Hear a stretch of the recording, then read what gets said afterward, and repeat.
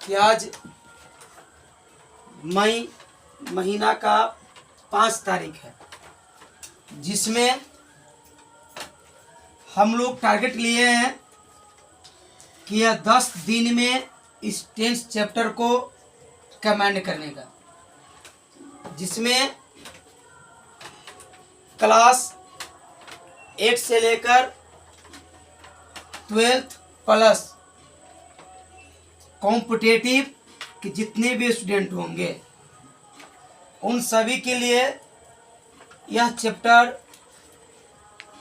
काफ़ी लाभदायक चैप्टर है, जिससे एग्जाम में रिलेटिव क्वेश्चन रहता ही है, नहीं रहने की बात नहीं है। अगर टेंस आपको 100% समझ में आने की गारंटी है, क्योंकि टेंस अगर आपके पास नहीं है तो ऐसे कई चैप्टर है जो आपको गोल हो जाएगा, जिसमें टेंस से हम लोग चलेंगे। इसमें केवल हम लोग रूल पढ़ेंगे, नियम बताया जाएगा, डेफिनेशन हम इस बोर्ड पे नहीं लिख सकते हैं, उसके लिए आपको ऑफलाइन क्लास की व्यवस्था किया गया, उसमें आपको आना होगा। इसमें केवल आपको रूल्स, नियम और स्ट्रक्चर के साथ सेंटेंस बनाना सिखाया जाएगा, बताया जाएगा, जिससे आपको समझ में आएगा भी और 10th चैप्टर आपका कंबाइंड हो जाएगा, तो नरेशन वॉइस आपके मुट्ठी में हो जाएगी और छू मंतर की तरह गायब हो जाएगा, कहने मतलब परेशानी खत्म हो जाएगा। ये जो आप टेंस जो देख रहे हो, ये टेंस का हिंदी काल होता है, जिसमें इस टेंस का प्रारूप जो होती है यह पुराने ग्रामर के माध्यम से हम लोग 3 पढ़ते हैं, लेकिन नए ग्रामर के माध्यम से हम लोग टेंस का 4 वेद पढ़ते हैं, जिसमें आप लोग गांव में रहते हैं, मालूम है आपको कि जब इसमें कहने का अर्थ ये है, इसका 3 प्रारूप मैंने बताने जा रहा हूं, जिसमें पहला प्रारूप होगा प्रेजेंट, दूसरा होगा पास्ट और तीसरा हो जाएगा इसमें फ्यूचर।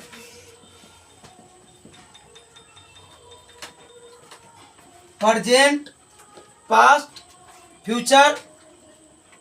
अगर आपको ऐसी नहीं दिख रही है तो इसका भी एक समाधान है, मैं फिर से लिख दे रहा हूं।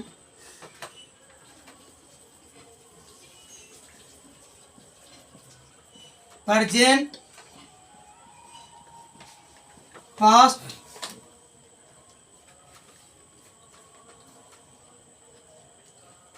ये आपकी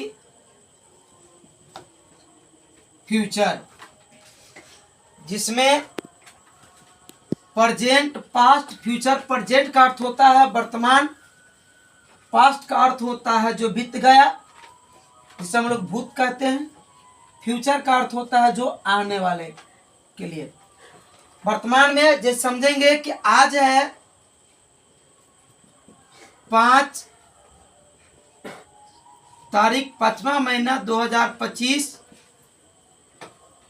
कल था 4/5/2025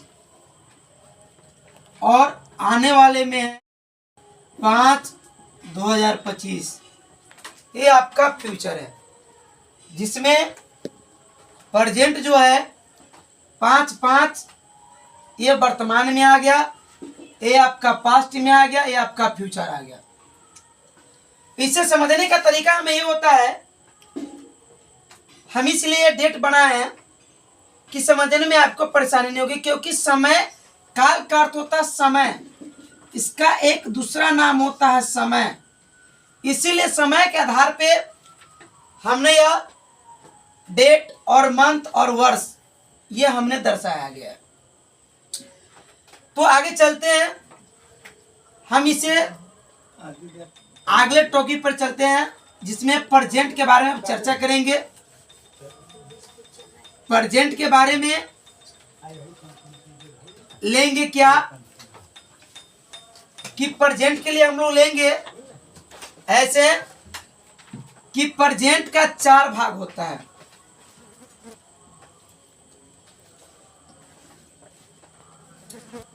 प्रेजेंट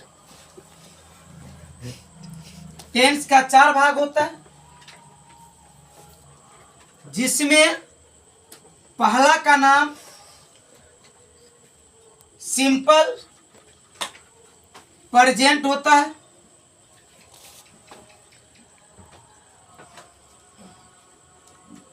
दूसरा का नाम प्रेजेंट कंटिन्यूअस होता है,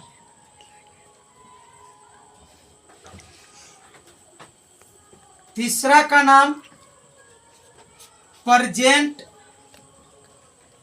परफेक्ट होता है, और चौथा का नाम प्रेजेंट परफेक्ट कंटिन्यूअस होता है। यह 4 नाम जो देख रहे हो, इसका एक नाम और है जिसको हम लोग प्रेजेंट इंडेफिनिट बोलते हैं। ये प्रेजेंट कंटिन्यूअस देख रहे हो, इसका एक और नाम है जिसका नाम हम लोग प्रोग्रेसिव बोलते हैं। ये प्रेजेंट परफेक्ट जो देख रहे हो, इसका एक नाम लिटिल पास्ट होता है, और इसका नाम प्रेजेंट परफेक्ट कंटिन्यूअस का भी एक नाम होता है। यहाँ ध्यान देना हमें, देखा जा रहा है कि प्रेजेंट का ये 4 भेद है। इसका हिंदी सामान्य वर्तमान काल होता है। यह प्रेजेंट कंटिन्यूअस जो देख रहे हो, इसका हिंदी होता है अपूर्ण वर्तमान काल, जिसे हम लोग उसका दूसरा नाम जारी वर्तमान काल के नाम से भी जानते हैं। अगला नाम है प्रेजेंट परफेक्ट, जिससे हम लोग बोलते हैं पूर्ण वर्तमान काल। अगला एक और है जिसका नाम है प्रेजेंट परफेक्ट कंटिन्यूअस, इसका नाम है पूर्ण अपूर्ण वर्तमान काल। ठीक है, यहाँ तक बात समझ में आया?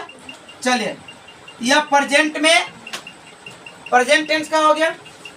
अब इसके बाद आता है दूसरा नाम है जिसका नाम है पास्ट। तो हमें कुछ भी नहीं करना है।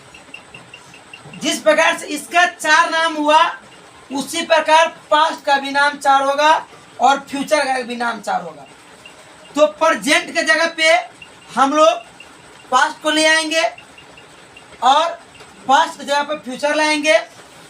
तो यह 4 नाम जो आपको प्रेजेंट को बताया गया है, यह प्रेजेंट के जगह पे हम लोग पास्ट को ले लेंगे। तो यहाँ से अब हम लोग दूसरा होता है past,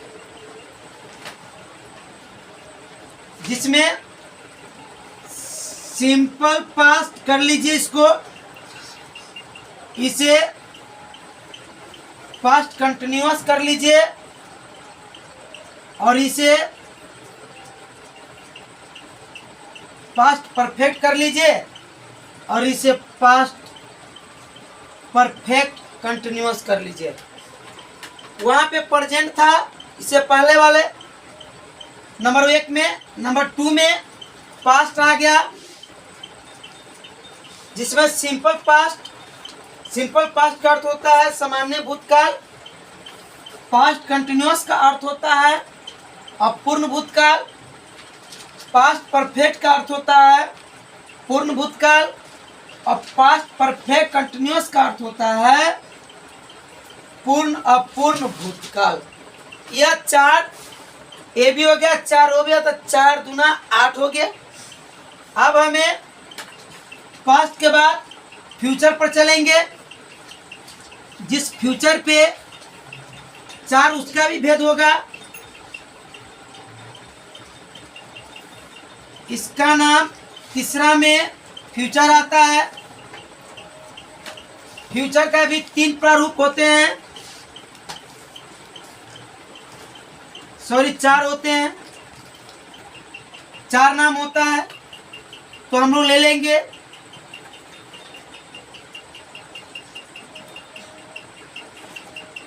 simple future tense,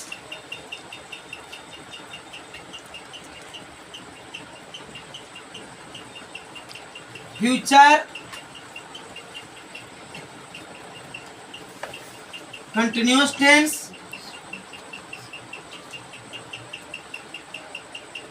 future perfect tense,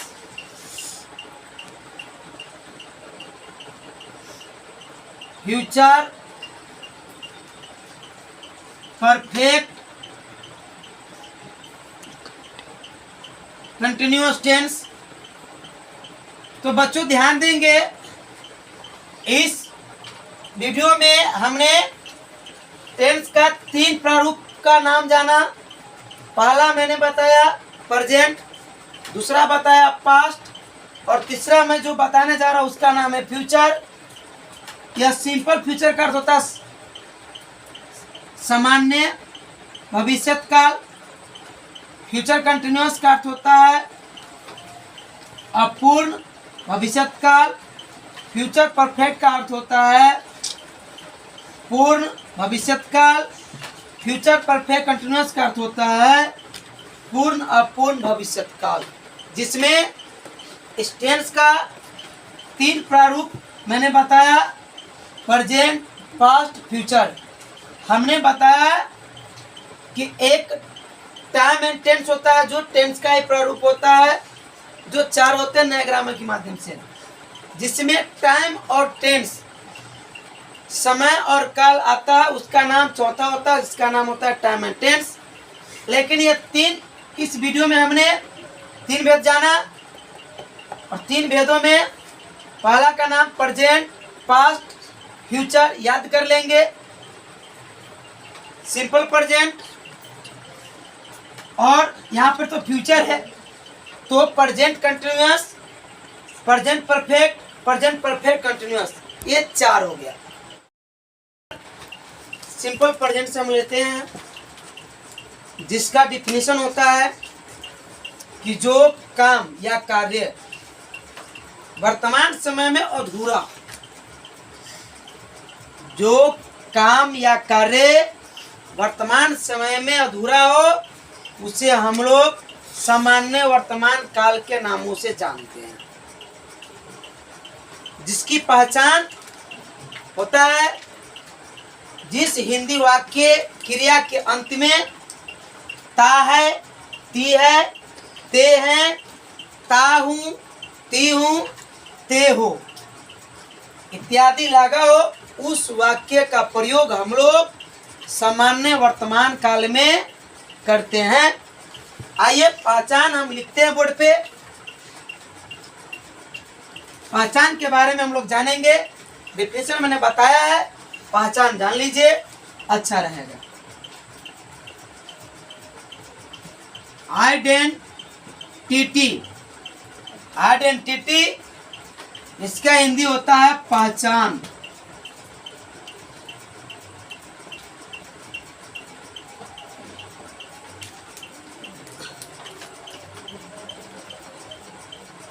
जिस हिंदी वाक्य में क्रिया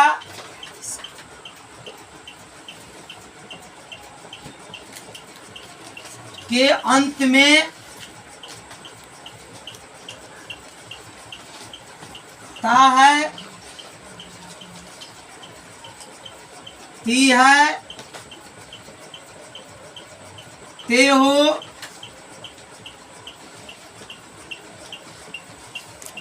ता हूँ,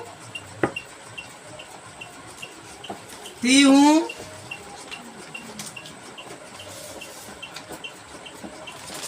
इत्यादि लगा हो, तो उस वाक्य का प्रयोग, तो उस वाक्य का प्रयोग सामान्य वर्तमान काल में करते हैं। फिर बच्चों ध्यान देंगे, यह पहचान जो है यह सिंपल प्रेजेंट टेंस का लिया गया, जिसमें आइडेंटिटी पहचान जिस हिंदी वाक्य में क्रिया के अंत में ता है, ती है, ते हो, ताऊ, ती हूँ इत्यादि लगा हो, तो उस वाक्य का प्रयोग सामान्य वर्तमान काल में करते हैं। तो ये आपका यह पहचान हो गया। पहचान याद है, स्ट्रक्चर याद है, तो समझिए कि आपको टेंस आपके मुट्ठी में है। अगर पहचान याद नहीं है, स्ट्रक्चर याद नहीं है, तो समझिए कि आपको समझ में भी नहीं आएगा। जिस तरह से हम लोग मैथ पढ़ते हैं, तो मैथ में उसका थ्योरी और फार्मूला जो सूत्र होता है, जितना इम्पोर्टेंट मैथ के लिए फार्मूला और थ्योरी इम्पोर्टेंट होता है, उसी प्रकार वाक्य बनाने के लिए ट्रांसलेशन का, हमें ट्रांसलेशन में अंग्रेजी जो बनाना होता है इंग्लिश,